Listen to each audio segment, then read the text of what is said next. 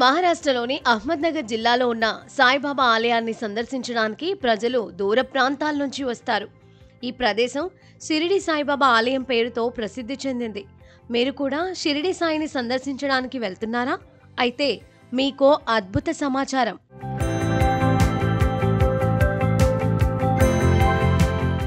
శనిసింగనాపూర్ ఈ మహాక్షేత్రం షిరిడి సాయిబాబా ఆలయం నుంచి దాదాపు 70 నుంచి 80 కిలోమీటర్ల దూరంలో ఉంది. శనిసింగనాపూర్ ఎంతో మహత్తు కలిగిన శనేశ్వర స్వామి వారి మహిమానిత్వ క్షేత్రం. శనిదేవుడు ఇక్కడ నివసించే ప్రజలకు రక్షణ కల్పిస్తాడని, ఆయన దయ వల్ల గ్రామంలో దొంగతనం జరగదని, అందువల్ల ఇక్కడి ఇళ్లకు తలుపులు కిటికీలు లేవని చెబుతారు. ఆ తర్వాత షిరిడి సమీపంలోని నాసిక్ను సందర్శించడానికి వెళ్ళొచ్చు. ఇది షిరిడి నుంచి దాదాపు 95 కిలోమీటర్ల దూరంలో ఉంది.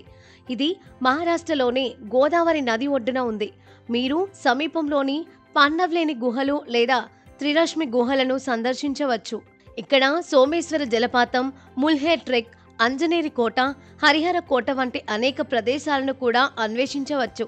నాసిక్లోని పంచవటిని కూడా సందర్శించవచ్చు.